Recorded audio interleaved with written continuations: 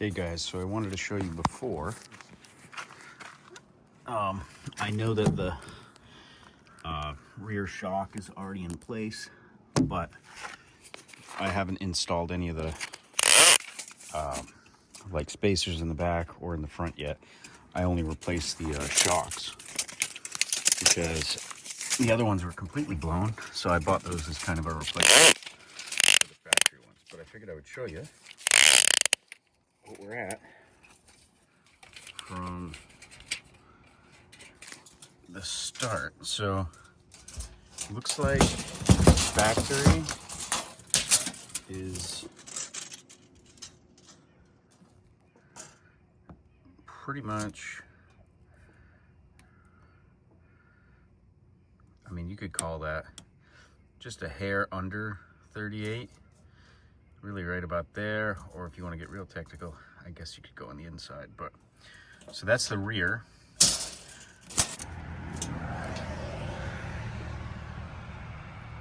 We're pretty much the same right there.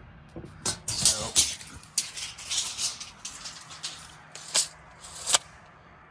I'll show you guys. The only thing I won't be able to show you is the rear shocks, but the rest of it, I'll show you how to put the spacer in there, and then I'll show you how to put the spacer in the back. Step one, remove your lug nuts.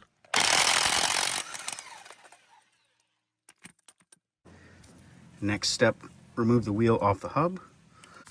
Next step is to spray everything that needs to be removed with a lubricant. Next step is going to be removing the dust cap. So you'll just grab a pair of pliers like this. I'm going to need 2 hands, and then wiggle it loose like that, and it should come off. So when you finally get it out, that's what it'll look like. I had to use a flathead and a little hammer to bang and pry around the edges until it finally came out. So the next step will be to take off the axle nut with a 15 millimeter. Shouldn't be very tight, so we should be able to just zip it off with the impact gun. Now, instead of, you have the option, you can loosen this. I'm gonna try not to because I hate taking these off. What I'm gonna do is disconnect the sway bar link here and on the other side so it can drop down.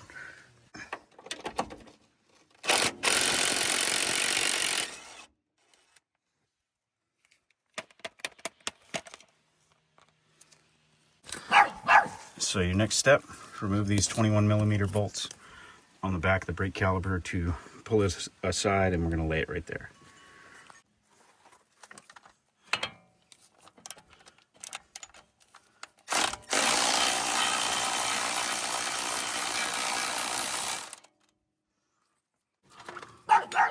So we'll loosen this one, so we can move the rotor, and then we'll loosen this one. I believe this is an 8. So we loosened it, and we just put it back through so that we don't lose it. And we'll do the same with this one. This one's a 10. So we'll run that through like that. So I've just got the brake caliper hanging up there so it doesn't fall, cause any problems. So we're gonna start loosening here, here, the 2 under here, and then these top bolts. So go ahead and loosen the tie rod, and you can see it's already loose up top.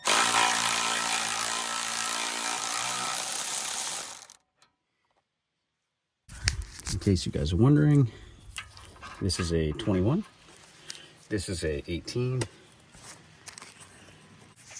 So these are 18, and the ones in the bottom here for the bottom of the strut are also 18, just so you guys know. I'm gonna not take the rotor off. So I disconnected the sensor from up above, and I'll just lay that to the side. So this is the bolt to the tire rod. that we've removed. And now our next step will be pulling this apart.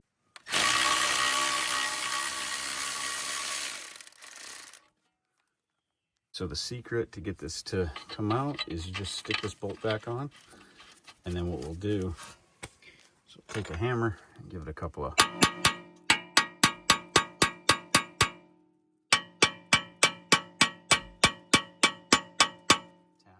and it'll just bang right out like that.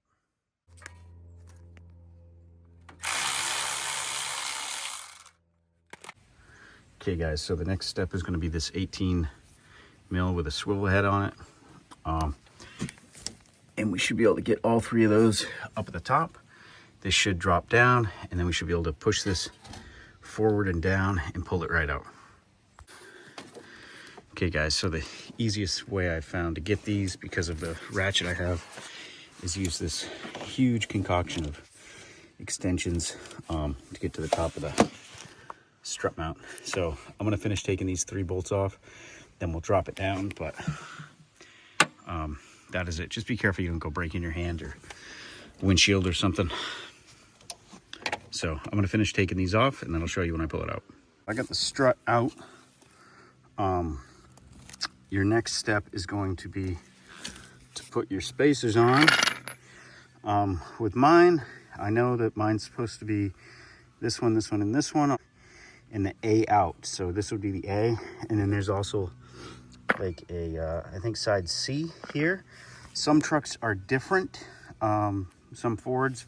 Just remember, if you have, mine's a 2015, there's a certain year level, I don't remember what it is, double check. So what you're gonna do is you're gonna take your spacers, so the ones with the locking nylons, and then these washers right here will go on this, and then the non-locking washers, or the non-locking nuts, and the washers like this right here, the locking nut washers, those will go to secure it into the truck. So that's what I'm going to do right now. I'm trying to be quick. It's starting to rain. So if you can see down there, I went with a washer, then the lock washer, then the bolt or the nut.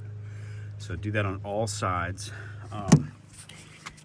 By the way, the bolt pattern was a little bit different than what I assumed it was. So double check your specs. But this is installed, right? So now the hard part is getting it in there. The easy part is just putting this all back together. So follow the same steps you did. Be careful when you're putting this back together. Hello, Frank. That you're not, you know, pinching anything, but that's it. All right, guys, so sorry it's late. But what we're gonna do is we're gonna put the back on. So what I'm gonna do is I'm gonna lift the truck. I'll put jack stands under the front of the frame, and then we'll go under, use the jack that came with the truck, and we'll lower one side, you know, put the block in, and then the other side put the block in, and everything will be fastened up and it'll be good to go. So you always want to make sure you block your wheels off. I did the front and I did the rear when I was doing the front. Spacers, jack stands are under there.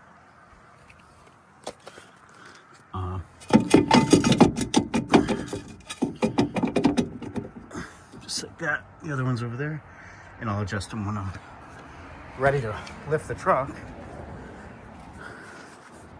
So all the stuff you should need is a ratcheting wrench. Got your sockets here, 24 mil, 22 mil, 2 ratchets here, impact driver, breaker bar, spacers. These are both equal. In the event you had one that was bigger on one side, or thicker on one side than the other, the thinner side would go towards the front of the truck. You'll have your U-bolts and the locking nuts that go on it, and then of course the washers. So you have 4 of those, 2 of these. You'll need PB blaster, a light if you're doing it in the dark, your factory jack, and then a regular, either another factory jack or a floor jack. I'm gonna use that floor jack and this factory jack to hopefully be able to do it. You're also gonna need a 15 millimeter, I think it's 15, for the gas struts. Okay guys, so I've got it jacked up. I know it's sketchy, but I've got it all jacked up. What I'm gonna do is use the factory jack to jack up the rear end here on one side to give me more space to put the spacer in. These are 21, nope, 22. So these are 22 and these are 15, I believe. What you'll do is you'll take this out first. I'm only gonna disconnect the bottom. Then you'll remove the U-bolts and then jack it up, place your block right in between here.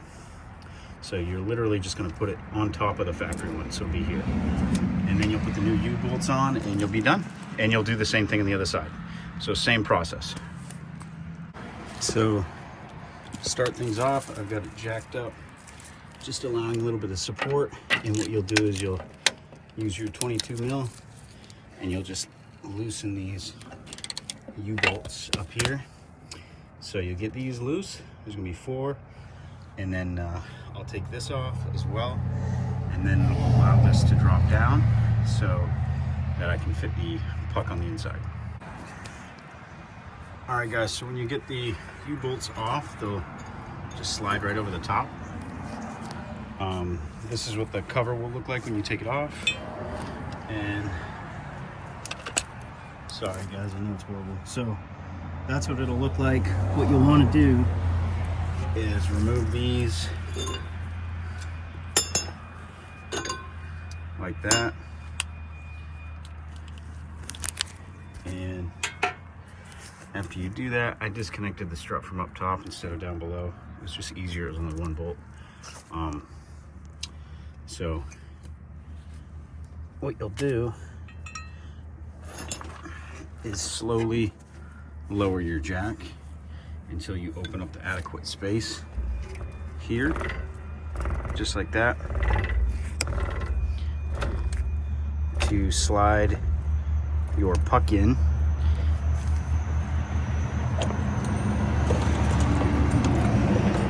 Which is here.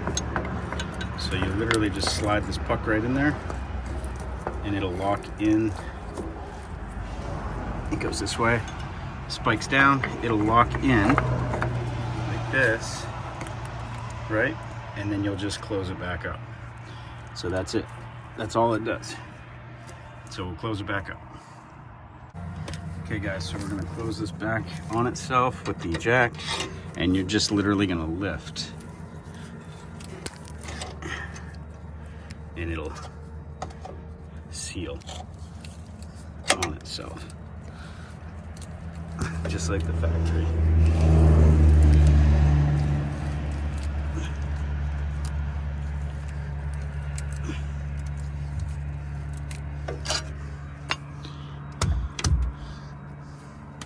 So I'm gonna finish sealing that, and then we'll hook this back up and put the U-bolts on. All right guys, so mine wasn't sealing 100%, so I had to put the new one on the bottom and the factory one on the top, just because it's a little bit corroded on these little bolts that pop through at the bottom. So you may have to do that, I'm not sure. But we're gonna jack this back up, put the U-bolts down, and then tighten them up. So we get our U-bolt. You're just gonna lay it just like the factory one, up over, let it fall below. And these will both lay in the same place as the original OEM ones did. You'll lay it down there. We're gonna put the top back on, and don't forget your washer and then your nut. So I'm gonna do that now. So remember, when you guys are doing this, you want to tighten these kind of in a star pattern, if you will, like when you're doing rims, and be very careful not to over tighten one over the other.